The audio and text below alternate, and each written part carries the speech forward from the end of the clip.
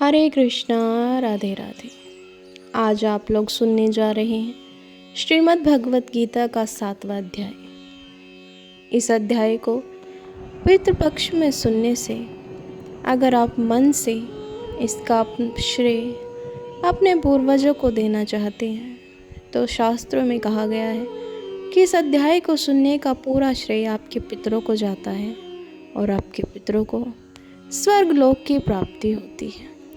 यदि किसी कारणवश आप पितृपक्ष में इस अध्याय को नहीं सुन पाए तो पितृवर्ती अमावस्या यानी जिस दिन हम आखिरी पितरों का तर्पण करते हैं उस दिन ये अध्याय पढ़ने से आपके पितृ स्वर्गलोक को जाते हैं और वह आप लोगों को ढेरों आशीर्वाद देकर जाते हैं। तो आइए इस अध्याय का श्रवण करते हैं। श्री कृष्ण भगवान बोले, हे पार्थ, जो मुझ में मन लगाकर मेरे ही आश्रय होकर योगाभ्यास करते हुए मेरे स्वरूप का संशय रहित पूर्ण ज्ञान होगा सो सुनो। विज्ञान के सहित वह पूर्ण ज्ञान मैं तुम्हें सुनाता हूँ, जिसके जानने से तुमको इस लोक में और कुछ जानना शेष न रहेगा। सहस्त्रों मनुष्यों में से कोई एक सिद्धि प्राप्ति के लिए यत्न करता है।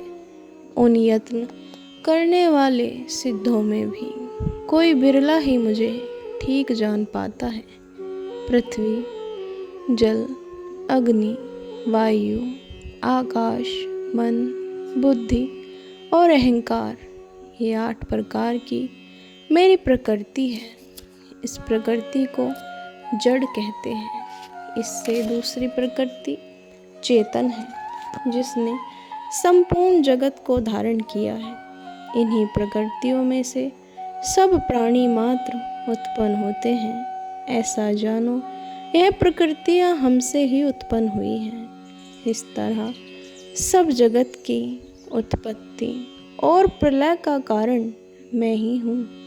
ये सब संसार मुझ में ही गुंथा हुआ है। मुझसे परे कुछ भी नहीं। जल में रस, चंद्रमा और सूर्य में प्रकाश तथा सब वेदों का सार मैं ही हूँ। आकाश में शब्द तथा पुरुष में पौरुष मैं ही हूँ।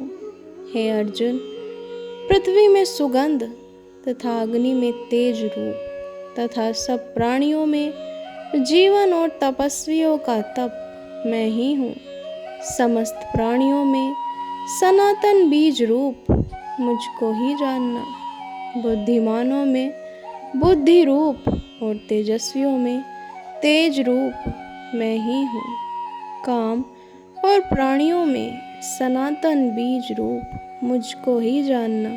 बुद्धिमानों में बुद्धि रूप और तेजस्वियों में तेज रूप मैं ही हूँ।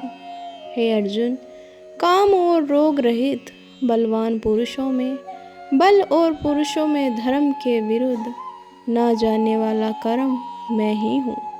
जितने भी सात्विक, राजस, तामस पदार्थ हैं वे सब मुझसे ही उत्पन्न हैं, परंतु उनमें मैं नहीं रहता हूँ। ये सब मुझ में है।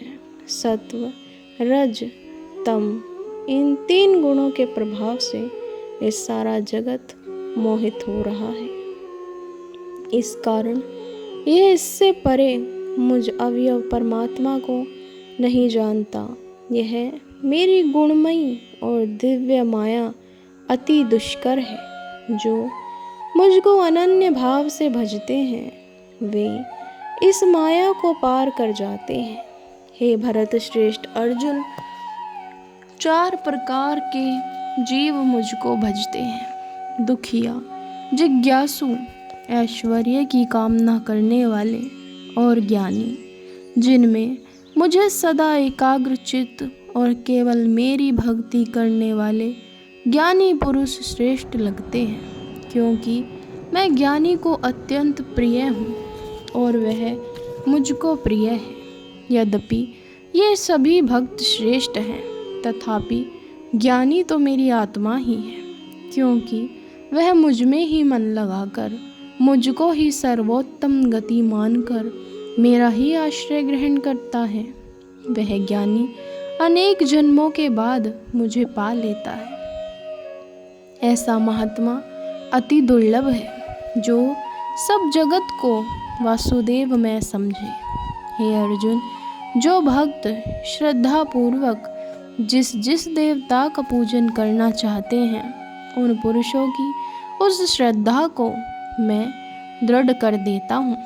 यह उस श्रद्धा से युक्त होकर उस देवता की आराधना करता है, फिर उसको मेरे ही रचे हुए काम फल प्राप्त होते हैं।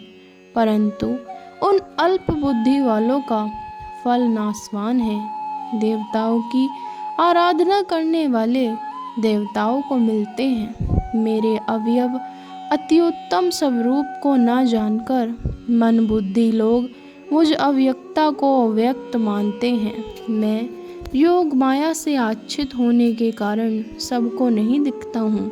उसी से मूढ़ लोग अनादि तथा अविनाशी मुझको नहीं जानते। हे अर्जुन, मैं भूत भविष्य और वर्तमान के सभी प्राणियों को जानता हूँ, पर मुझे कोई नहीं जानता।